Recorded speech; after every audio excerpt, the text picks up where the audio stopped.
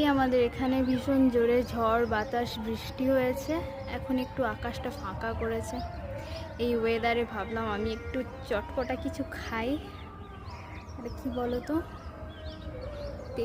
তেঁতুল মাখা।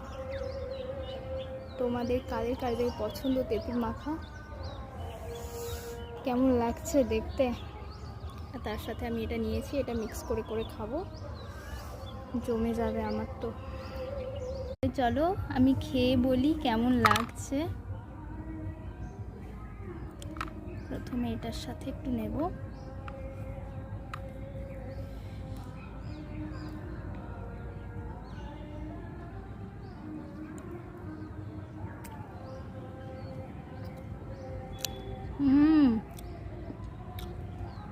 খুব দারুণ।